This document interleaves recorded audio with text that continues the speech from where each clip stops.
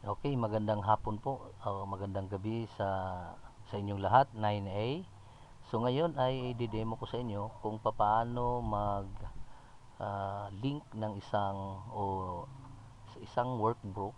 Makakagawa tayo ng tatlong sheets, sheets 1, sheet 2, and sheet number 3. So papangalanan natin yung bawat sheet. Let's say for example, yung sheet number 1, ito yung section A. Okay, kasi gagawa tayo ng class monitoring. And then, click lang natin tong plus sign dito.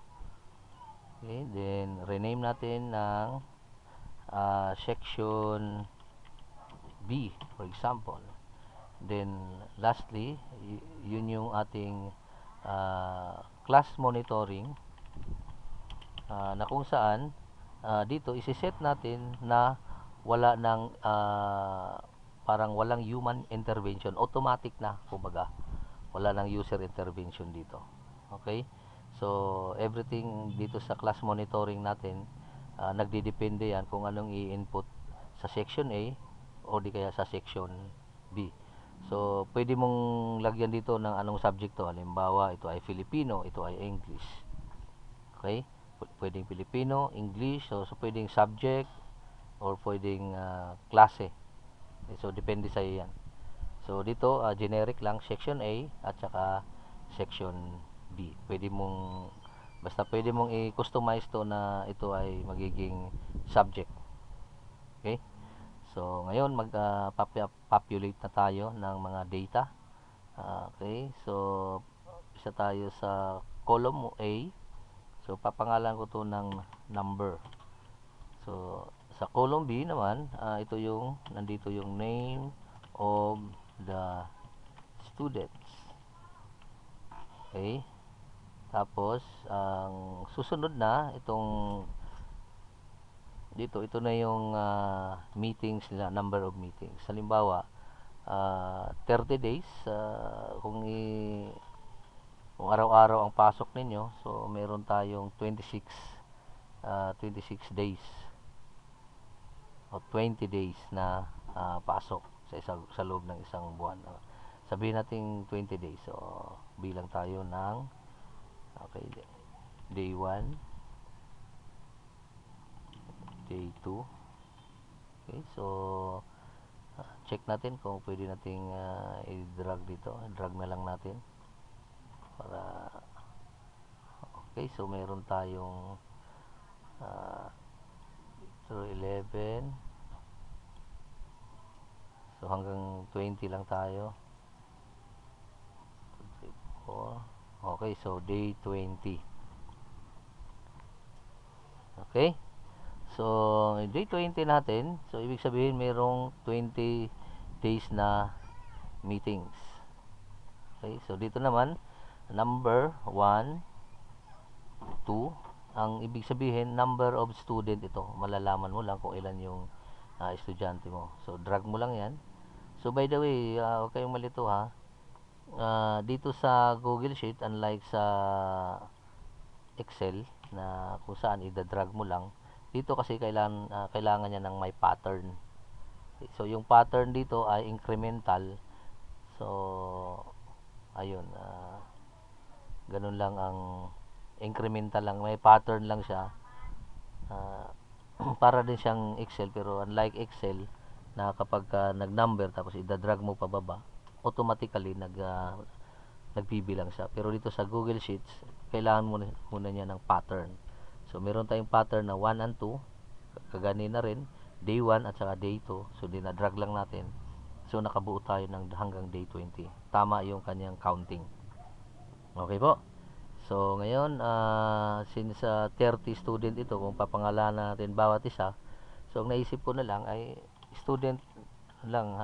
For example, student 1. Then, i-drag natin to kung uubra to. Okay, so umubra siya hanggang 30. Sige. Ayan, meron na tayong student. So, ngayon, ang gagawin na lang natin, yung mga information, dito gawan muna natin ng yung formatting na sinasabi para mas maganda. So sa formatting, kailangan dito pare-parehas ang kanyang laki ng column. So to do that, pwede nating i-highlight yung column C hanggang column L. Okay? Tapos i-drag natin sa desired na laki ng column. For example, yan. So automatically class, nakita niyo automatically nagiging equal yung kanyang laki or yung space ng column natin. Okay, so ganun ulit ang gagawin natin from day 11 hanggang day 20. Yan natin. Hintayin lang natin na may lalabas yung parang double arrow. Okay. Yan. Okay, so meron na tayong number of meetings, day 1, day 2. So, dyan sa number of meetings na yan, in reality, siyempre date yan. Okay? Date yan. Okay, so ito yung pinaka-concern ko ngayon dito sa huling dalawang column. Kasi ang papangalanan natin dito ay present at saka absent. Present and absent. So, gagamit tayo ng abbreviation. So, alam natin, pag present, ang ipapalagay natin sa teacher or sa subject teacher ay letter P. So, maliit o malaki, pwede lang, walang problema doon. So, hindi siya case sensitive. Okay? Okay. So, start tayo ng formatting. Ayusin lang natin yung table natin para mas maganda tingnan. Okay, hasa na yung hanggang 30. 30 lang po.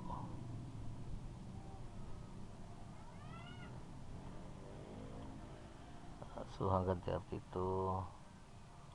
Hanggang 32.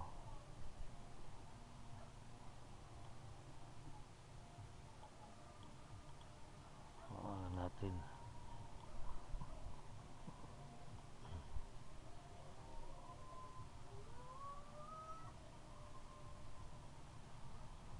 Ano to? Oy. Wait.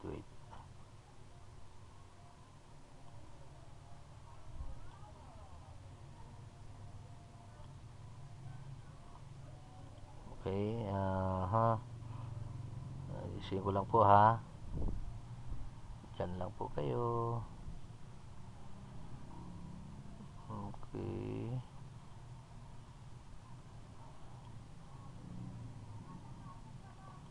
Lalagyan natin ng borders. Malalaki. Yung pinaka-borders niya. Yan. Tapos ito dapat ay may borders din. Okay. Tapos dapat to ay may kulay. Ito lang ang may kulay.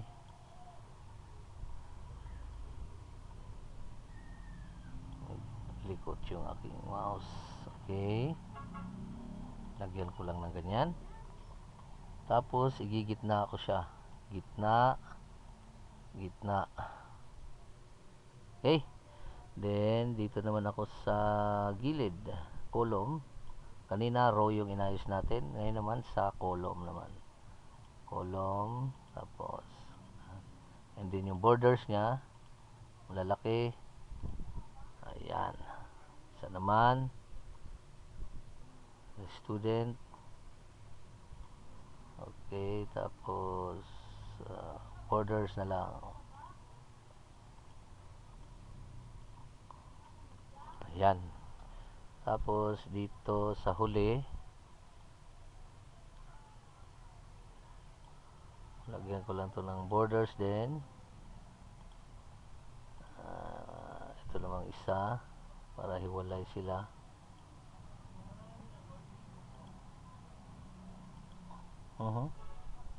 Okay. Ayan. So, okay na. So, hindi tayo pwedeng class na maglagay ng mag-merge tayo ng column dito kasi panahon na kailangan natin mag-freeze, halimbawa marami ka na ditong data, 1,000. So, pag may freeze ka dyan, nag-error yun. Okay? So, yan, might as well, ano mo lang, uh, uh, remain as is, yung default, walang merge na mangyayari na gagawin natin. So, okay na po. So, kailangan kong igitna yung mga data ko dito sa ano na to, dapat gitna siya, tapos in between, hindi yun sa baba. Okay? So, ngayon, gagawa na tayo ng formula using COUNTF na formula. So, yung COUNTF na formula, bibilangin lang niya kung ilan yung ni-input ni teacher ng letter P that represent present and letter A representing absent. Okay? So, to do that, equal sign, tapos type lang natin yung count if. Okay, click lang natin count if, tapos meron na siya kaagad na open parenthesis. So, ang susunod ay yung range. Ano yung range na bibilangin mo? So, from day 1, hindi mo isasama yung number 1 at saka yung student 1, ha. So, dito ka mag-start magbilang sa day 1 hanggang day 20. So, ano yung range niyan? Ano yung cell number? So, yung cell number niya ay C. Tapos, yung kanyang row number ay 3. To C3, tingnan nyo, ha, C3, okay? Tapos, so, tingnan mo, nag-highlight, ha, nag-highlight yan. And then, yung colon, yun yung symbols ng range. Tapos, V, V as in victory, V, ano yan, 3. So, 3 lang. Tapos, comma. So, yung gagawin nating string na, yung string na letter P, kasi present, then apostrophe, then close parenthesis, then enter. Okay, pansinin mo, 0, kasi wala pa naman tayong ini-input dyan. Okay? So, ganun, copy mo lang tong formula na to, pababa. So, automatically, si system na ang magbibilang, maglalagay ng formula para sa iyo. So, yan. Tinuro na po ito, ha, yung auto, yung dinadrag natin, nag-auto fill ng mga formula. Okay po? Okay, ito pa. Hindi pa pala. Yan. Okay. So, 0 lang yan. So, dito naman tayo sa absent. So, ganun pa rin. The same proseso. Pwede mo ngang i-drag lang din yan. Tapos, papalitan mo lang ng letter instead of P. Palitan lang natin ng A. Okay. So, A. So, regardless kung maliit na A or malaking A. Depende sa yan. So, lagyan ko lang po ng okay. So, dadrag lang din natin kagaya ng ginawa natin kanina. Okay. Okay, so good to go na tayo. So, ngayon mag-fill out na tayo ng, so kunwari tayo yung teacher. So, day 1, si student 1 present kasi present silang lahat. So, present silang lahat, ano? Walang absent. Ganoon naman ang estudyante. So, unang excited, present yan silang lahat. Okay. So, tuwang-tuwa si teacher kasi uy, ang sisipag ng mga estudyante ko. So, day 2, yun, unti-unti na. So, present pa rin si day student 1 hanggang si student 10. O, ngayon may problema si 11, nag-absent siya. Si 12, ganun din. Ay, si 13, okay. Hanggang sa 20. So, pagdating sa 21, si student 21 absent. So for no reason, hindi natin alam. So present na naman si 25 hanggang sa 30. Okay, so tingnan nyo to dito sa pansinin ninyo. So dito automatically nagka-count siya. So dapat ito hindi to pwedeng pakialaman ng teacher kasi ikaw yung naglalagay dito ng formula. So dapat hindi ito mababago. So pwede i-demo ko rin kung paano mo to ilalak na kung saan hindi yan mabago ni teacher o yung subject kung sino mang yung pagpagsiran mo dito. Ang kanya lang pwedeng galawin yung from column A hanggang column victory. Okay? So ganun lang. So pagdating ng day 3, nako, absent si pero present naman, madami yung present. Okay? Absent si panghuling yung student 30. So sa day 4, umawi silang lahat at present silang lahat. Kasi meron kang long test. So may long quiz ka rito kaya present silang lahat. So pagdating ng day 5, so mangilan-ngilan si student 1 absent, and then si student 10 absent din. Sa 11, 12 absent. Tapos pagdating do present na lahat. Okay? So yan, pagdating ng day 6, mayroon ka ulit periodical exam. Halimbawa, mayroon kang term test na magaganap kaya present silang lahat. So present silang lahat. So pagkatapos ng term exam mo, ayun, meron na namang absent. Halos na naman absent lahat. So hindi naman, meron ka pa rin estudyante na masipag. Okay, pagdating ng day 8, magkaroon kayo ng short quiz. So kaya maraming pumasok. So lahat pumasok ng day 8. Pagdating ng day 9, meron kang practical examination. So nag-absent. May nag-absent na naman. Pero lamang ang present. Okay. Pagdating ng day 10, yung kalahati ng mo, meron ka ngayong evaluation. So ini-evaluate mo sila. So present yan silang lahat. Kasi alam nila na pag wala sila ay pababa yung kanilang deportment exam, deportment grade. Okay. Absent na naman.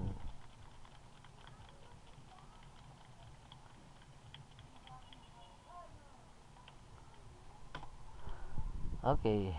Pagdating ng day 12, meron kang hands-on. So, sisipag ng mga estudyante mo pag may hands-on. Hindi nabuboard sa klase kaya pumasok lahat.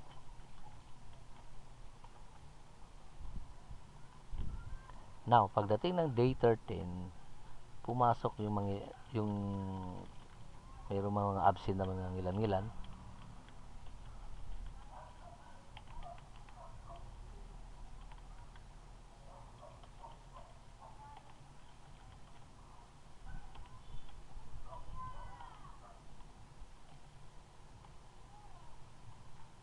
Okay. So, pagdating ng day 14, yun, pumasok halos.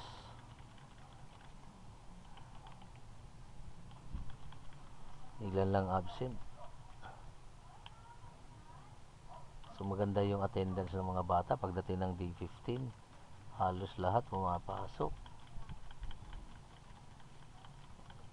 Yung bandang dulo naman ang nag-absent. For no reason, absent sila. So dito naman sa day 16, patapos na yung meron ka na namang practical examination para sa kanila, kaya present silang lahat. And then day 17, nag-umpisa ka na ng performance task, kaya pumasok sila para makinig kung ano yung gagawin sa performance task na gagawin nila. Okay? Pagdating ng day 18, ito na, may absent na naman. Kasi nagmi-meeting daw sila kung ano yung gagawin nila. So hindi sila pumasok sa'yo kasi pag-uusapan nila yung kanilang performance task. So day 19, yung pumasok lahat kasi pasahan na to. Pasahan na. So dito papasa na nila yung mga output nila. Okay, sa day 20 ay ito na yung final exam. So pumasok lahat. So maganda yung ano mo. Okay. So yan. Yan po ang output natin. So dito automatically nakikita na ng admin kung ilan yung present mo sa isang term. Okay, halimbawa si student 1. Si student 1 ay 6 yung kanyang absent, 14 yung kanyang present. So pinasukan niya. Okay? So ngayon sa anong subject yan? Sa section A. Sa section B wala ka pa. So kung effective sa itong section A, itong table ni section A na ginagawa natin. Nasaan yun?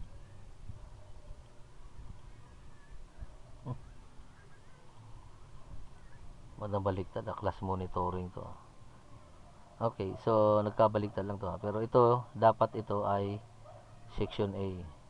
Papalitin lang natin. Rename lang natin to section A.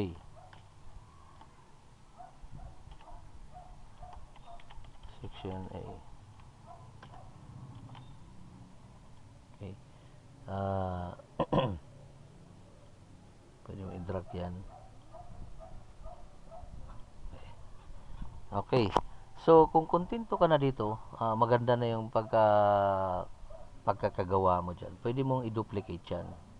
So, ito, alisin mo na lang itong, delete lang muna natin. So, pero pwede ka rin gumawa naman ng sarili mo. So, para mas mabilis, duplicate mo lang yan. Bang. Meron na.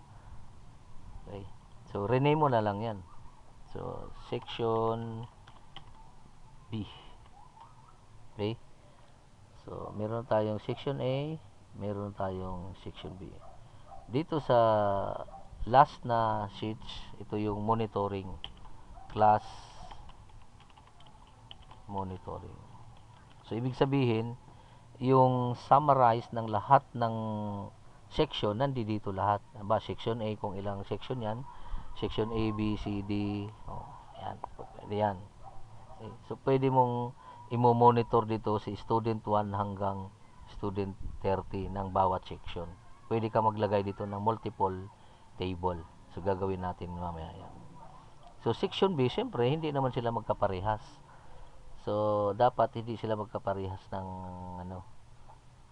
let's say for example, edit lang natin. Yan. Absent si may mga absent. Absent. So, para lang hindi pagkaparehas ng data.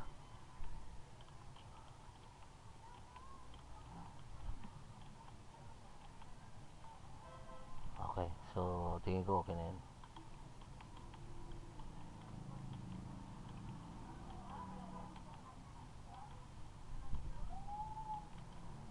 Okay.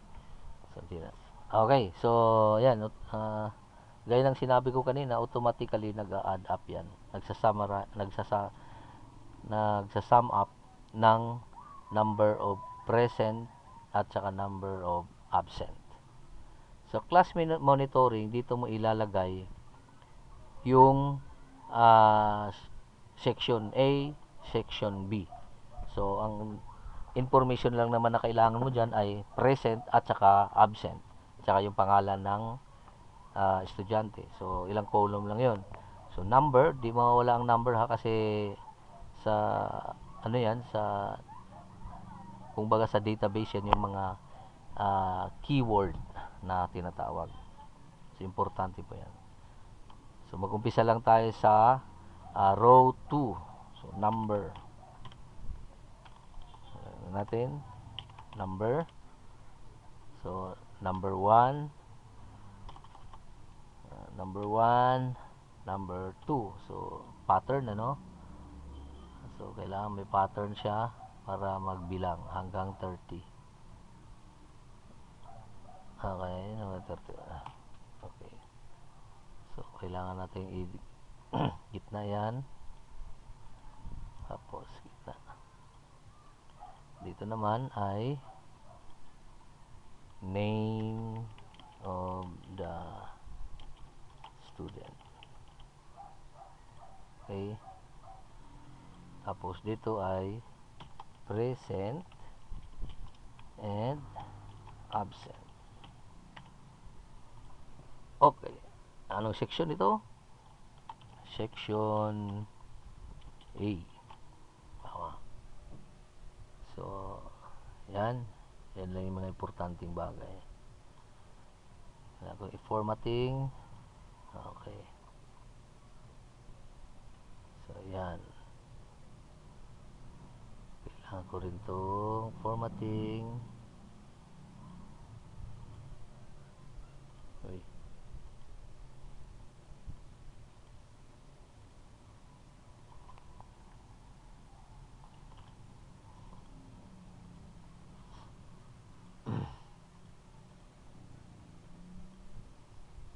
Okay. Okay, formatting pa rin. Gagawin natin.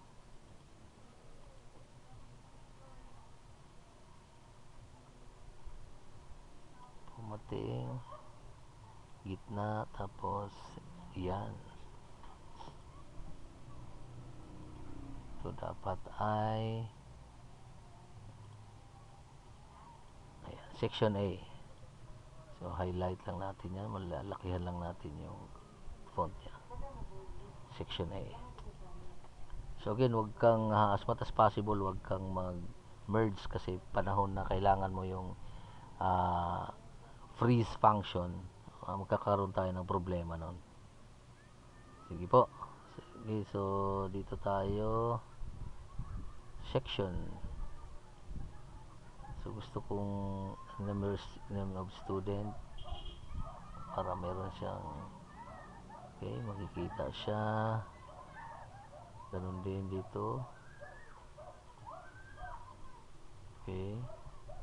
Highlight ko lang tong dalawa. Tapos, kailangan ko lang ng parehas na okay.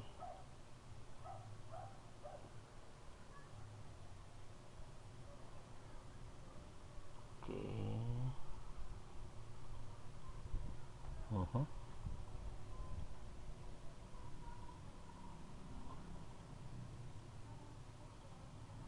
Okay.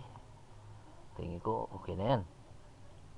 So, dapat dito sa class monitoring, dito guys, dapat ito yung sinasabi ko kanina na pwede nating i-link ito na kung saan itong mga field dito dapat ay walang user intervention.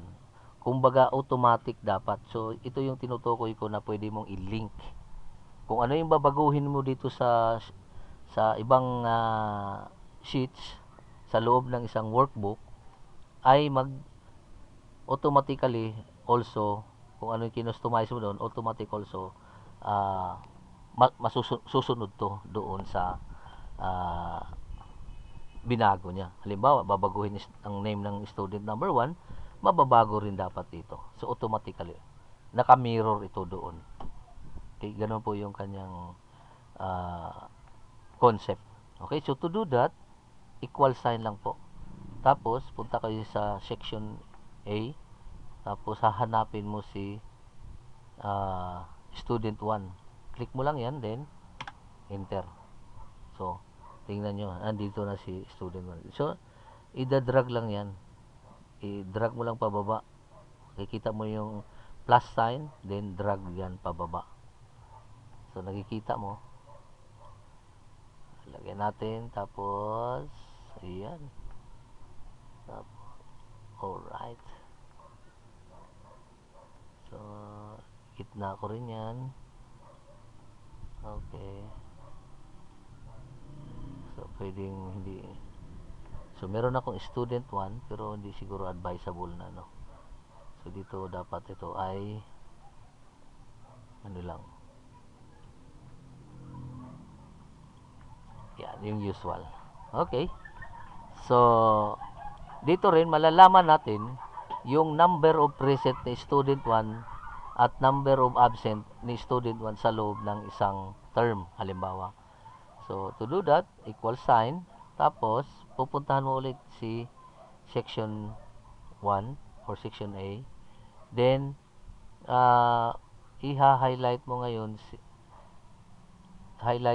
si present student number 1. Tapos, enter mo lang. Ngayon, meron na siyang value. Ngayon, i-drag mo lang din yan pababa. Okay? Tapos, formatting. Okay.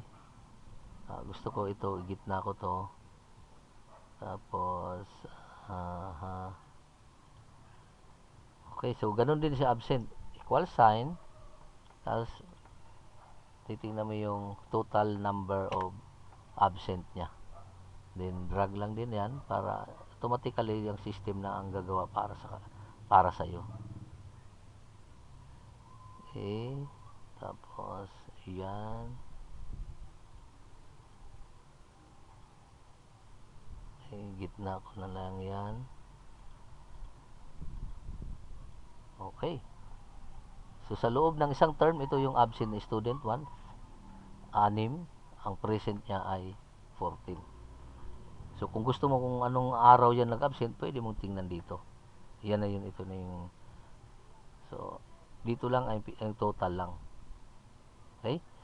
So, pwede mong lagyan ng... Ano yan? Lagyan ng... kulay yan. Pwede natin lagyan ng ito. So, yan yung para sa section A. So, parang kung kung okay lang din sa'yo, para hindi ka na mahirapan, pwede mo i-kopyahin lang din yan. Copy mo lang. Copy. Then, paste mo ito sa gilid. Okay. Then, aayusin natin yung formatting na naman kasi sa section B naman ito. So, section B. Okay, tapos 1 to 30, name of student, yung name ng student, kailangan natin ilagay.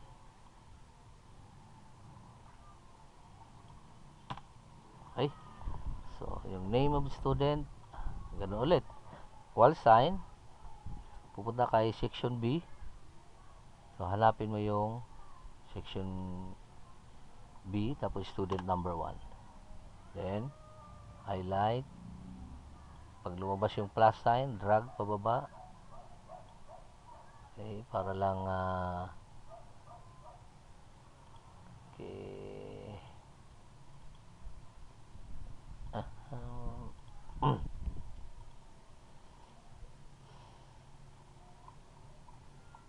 Okay. So, yung number of present naman, equal sign ulit.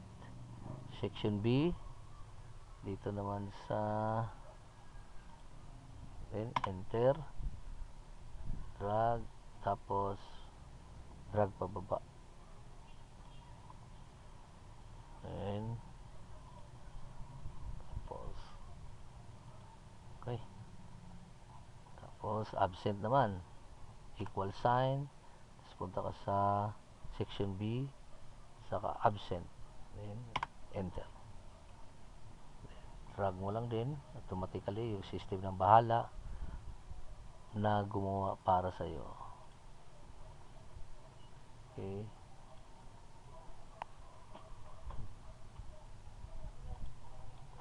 Okay. So, all set na tayo. Meron na tayong section A at saka section B na monitoring. Ngayon, papalitan ko na lang yung kulay niya para merong siyang identity.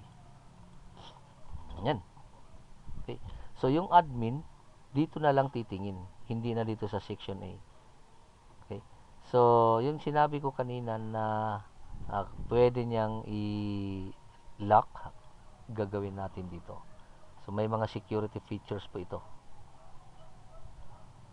Ano ko lang. Okay. Ayan na. Okay. So, dito, hindi ko papayagan yung mga subject teacher dito. Halimbawa, kung ako ang admin, isi-share ko sa kanila to, pero hindi nila to, halimbawa, hindi nila makikita. Pwede mong i-hide to, or pwede mong i-protect. So, to do that, right-click. Dito, hide sheet. Pwede mong i-hide yan, na ikaw lang nakakalam. And then, pwede mo ring protect. So, I suggest protect na lang. And then, dito sa sheets, dalawang security parameter by range at saka by sheets. So, dito ako sa sheets, hindi ko siya bibigyan ng access. So, dito, only you. So, kumbaga, ako lang talaga. Kung ako may-ari dito, ako lang ang pwedeng mag-edit dito sa section na to. Okay, so, testing natin. Halimbawa, nag-iba. Hindi sir, absent, present ako niyan eh. Oh, so present yan. So tingnan nyo ha, 14 yung absent niya. Okay, so ano ko, present.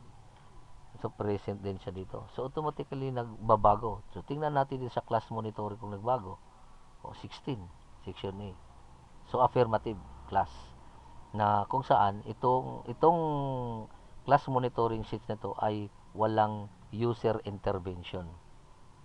Okay, walang user intervention after ng iset yung security. Sir, paano naman yung i-set yung security ng range? Okay, papakita ko po. So, dito rin, i-suggest itong may mga formula para hindi mabura ni subject teacher, halimbawa, or kung sino man, na ikaw lang. Pwede mong i-highlight ito. Pwede yan. Tapos, right-click. Tapos, set security. Sana yan. Okay. Group, column, clear, column. Okay. So, dito tayo sa right-click natin. Nakita natin kanina, protect sheets. So, tandaan lang natin yung range. So, range. So, ano ito? Tingnan natin ha. Kailangan alam ninyo. So, dito, itong range na ito, column na ito ay W at saka X. Okay, so dapat ito lang range na to.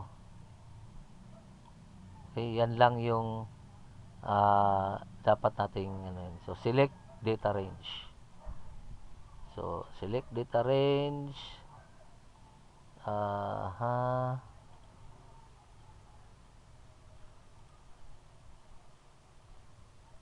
Set permission. Teka lang. Range. Section A. Ito, section A to. W2. W2 to X32. Okay? X32. So, ibig sabihin, hindi siya pwedeng ma-edit. So, yan po.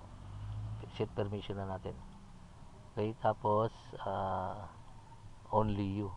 Ako lang din ang pwedeng mag-edit dyan. So, kahit sino dyan, hindi niya pwedeng i-edit itong section na ito. Ayan. Okay. Sa section B naman, pwede nating i-set ulit yung parameters. Ganun ulit. Right click, then protect the sheets, and then range. So, yung range dapat section B, tapos dapat itong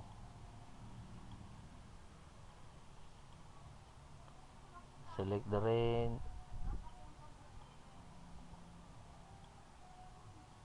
Okay, section B, W at saka X. So lahat ng W. So hindi ko dapat hindi dapat lahat. Yung ano lang sakop mo lang naman. So hanggang 32 kagaya nito. So W W2 tapos hanggang X ano to X32 okay, then okay, set permission only you. Okay guys, so ganun lang pag so ayan, nakikita nyo section B W2, so yung cell W2 hanggang X32, so range ito. So mula rito sa present under ng W2 hanggang X number 32, so hindi yan pwedeng ma-edit. Okay, so yun lamang po ang isi-share ko sa ngayon.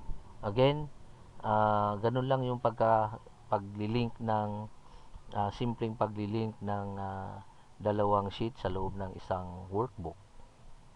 Okay po. Maraming salamat sa panunood. Sana'y may natutunan po kayo. Once again, 9A, good afternoon and good evening.